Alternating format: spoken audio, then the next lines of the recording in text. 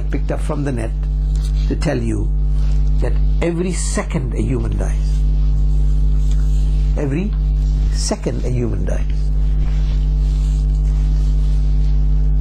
Every second, in 1 minute, 60 people. Now wait, they don't all die collectively all year. Catch hold of them, everybody gonna die. Central Durban in the Jummah Masjid. And it's contained, no problem for the Malak al-Maut. He can go one place, do his job, finish, and it's done.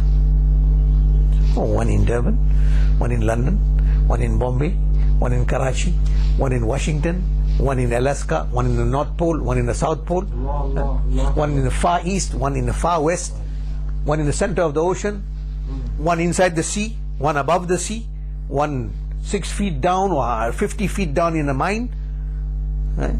One on top of Mount Everest. Oh, spread out. And Malak al-Maut has to be there to take out that. So is he not haazir and naazir? Is he not haazir and naazir? He is haazir and naazir. Okay, we don't question that. Is his status greater than the state of Sayyidina wa Mawlana Rasulullah sallallahu alayhi wa sallam? Is his status greater than Sayyidina Ibrahim, Abul Anbiya, Sayyidina Ibrahim Khalilullah ala Nabiyyina alayhi salatu wasalam, who is a ulil azm? Is his status greater than the ulil azm Nabi Sayyidina Kalimullah Musa ala Nabiyyina alayhi salatu wasalam? Is his status greater than Sayyidina Ruhullah Isa ala Nabiyyina alayhi salatu wasalam? No. They can never reach that stage for one reason. Number one, firstly, they are not human. And it's only human on whose head the crown of excellence has been placed, selected from the entire creation. Allah said, لَقَدْ كَرَّمْنَا بَنِي Adam. And all prophets are from the Bani Adam fraternity. They are a human fraternity. So angels fall off. Number one. Number two, on the night of Mi'raj, now Malak al-Maut is lower in status than Sayyidina Jibreel. Sayyidina Jibreel is the king, Sayyidul Malaika. He's the king of all angels. He's the highest ranking of all angels. But when he came to Sidratul Muntaha on the night of Mi'raj, Sayyidina Jibreel alayhi salam said, Ya Rasulullah, this is my limit. Now you travel alone. I cannot pass even a hair, the thickness of a hair. I cannot move. If I move beyond this point, I will burn to ashes. This is your speciality and your exclusivity, that it is only you that can go from here, nobody else can. So Jibreel falls off. All angels fall off. So meaning the highest order of creation and the highest status of creation is that of the prophets of Allah. So we don't question Sayyidina Malak al-Maut, how do you manage? Where did you get that quality from? Isn't that shirk? That's a quality of Allah. How can you be haazir and naazir? And imagine he is taking in one day he's taking 96,500 plus minus, giving an idea, or even 50,000 people dying in a day. He has to be that 50. And you know how precise he has to be? You know how precise? The Qur'an says, إِذَا جَاءَ أَجَلٌ, when time of death comes, لَا يَسْتَأْخِرُونَ سَاعَةً وَلَا يَسْتَقْدِمُونَ. Not 1 second before, not 1 second after. On the designated spot, splits of a second, he has to do that, otherwise he's failing in his duty. And an angel, وَيَفْعَلُونَ مَا يُؤْمَرُونَ. Quran says the quality of an angel, he follows, he executes whatever is ordered by Allah. At that precise second he's done it. Nobody can ask him, Malak al-Maut, how do you manage that? Where did you get that quality from? And though he is lower in status than prophets in general, let alone being in par with any prophet, how can you ever imagine that his status is greater than that of Sayyidul Anbiya, Sayyidina Mustafa sallallahu alaihi wasallam? Can't imagine. All prophets are haazir and naazir. And he says, Imam Shahabuddin Khafaji in Nasim al-Riyad says, Al-Anbiya alayhimus salam min jahat al-ajsam was-zawahir ma-al-bashar.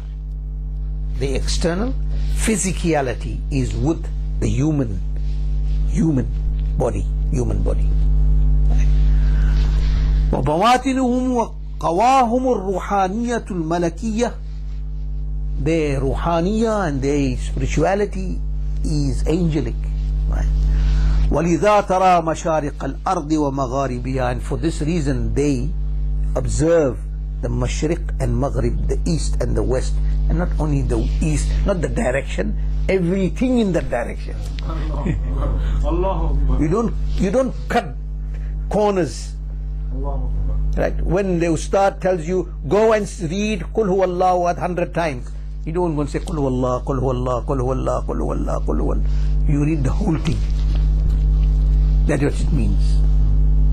And the Salafis and Wahhabis got the nature of cutting short everything. Right? You understand? So we don't cut short.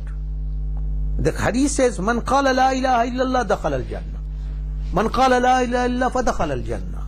Hadith of Sayyidina, narrated by Sayyidina Abu Hurairah radiyallahu ta'ala. So one who says la ilaha illallah, verily he will enter Jannah. So the Salafi feels, oh, only read la ilaha illallah, it is not necessary to read Muhammadur Rasool.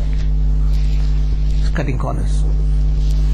Islam doesn't cut corners. Islam speaks in total. Ya ayyuhallazina amanu dkhulu fi silmi kaffa. Oh believers, enter the boundary of Islam in totality, not cutting corners. So when he says mashariq al-ard wa magharibiha, doesn't mean the direction of east, direction of west. I can also see direction of east, direction of west. It makes me stand on the same par with every prophet.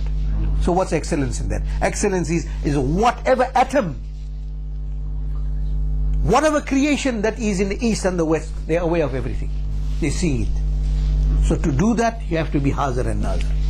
If you don't believe that he's haazir and naazir, then you are cutting corners and you are degrading a prophet's status. And the irony of the problem is here, is that you did not give that status to him.